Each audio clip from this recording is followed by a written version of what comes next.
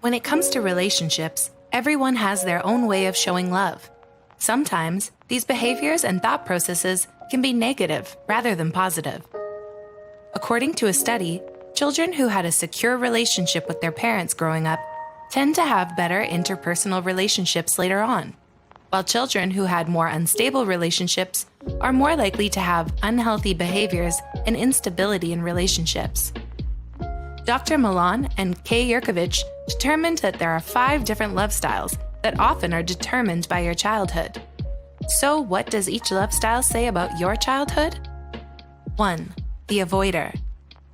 People with the avoider type love style often come off as distant or unengaged. They don't allow themselves to feel emotions in order to protect themselves and often feel uncomfortable when other people around them get emotional. Avoiders value their personal space away from other people. If you have the avoider love style, as a child, you may have grown up in a home that didn't show a lot of affection, that put more focus on being independent and self-reliant. If you are upset by something, you may not have gotten the comfort you needed, whether it be emotional or physical. Maybe at some point, you stopped paying attention to your own feelings and needs so that you could deal with the stress and anxiety from having little to no comfort from your parents or caretakers. 2. The vacillator. The term vacillate means to alternate or waver between different opinions or actions, or in other words, to be indecisive. If you have the vacillator type love style, you may tend to idealize new relationships. However, when the other person shows any trait or behavior that you didn't imagine, you begin to doubt the relationship, and may even consider ending the relationship altogether. As a child, you probably grew up with an unpredictable parent. Maybe they were always finding a reason to leave home, going out often, or meeting new people often, even when you needed them. Whatever the case may have been, your needs weren't your parents' first priority. Because of this, you may have developed a fear of abandonment due to the fact that you didn't receive consistent affection from your parents.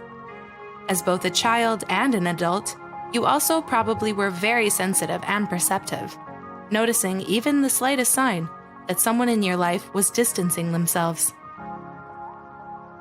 3. The controller.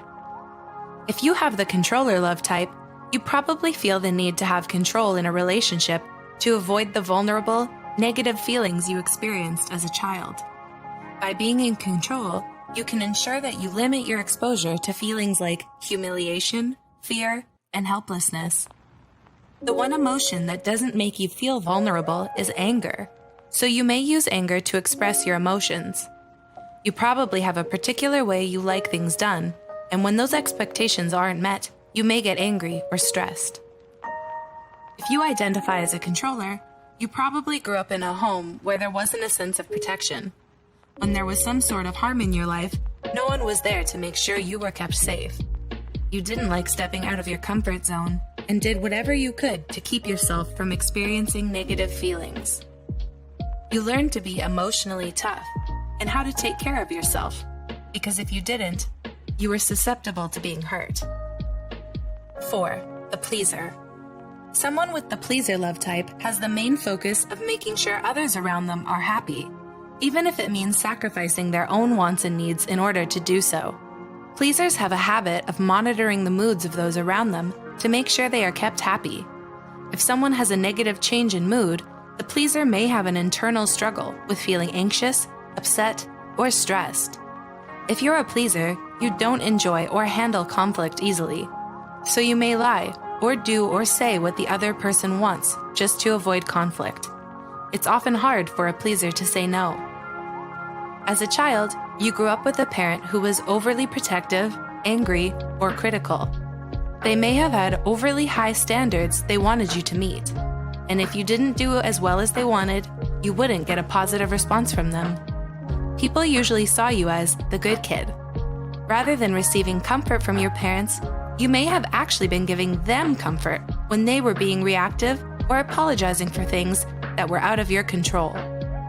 Because your parents reacted in such ways, you may have done whatever you could to avoid getting a negative response from them, even if it meant lying about something. 5. The victim. Victims often lack self-worth and more than likely suffer from depression or anxiety. Rather than living, they just tend to go through the motions. In relationships, it's not uncommon for them to gravitate toward a controller, as they mimic what they experienced in childhood. Victims are used to complying. They find it easier or even comforting to be with a controller in order to get by, as that's what they're used to. If you have the victim love style, you probably grew up in a chaotic home. You had parents that would be angry or even violent. Learning to be compliant helped keep any attention off of yourself. Did you ever use your imagination to escape the negativity surrounding you? That's common with victims, as being fully present is too painful for them. These 5 love styles help us understand more of the negative way we react and behave in relationships, and also why we are this way due to our childhood experiences. Did you relate to any of these styles?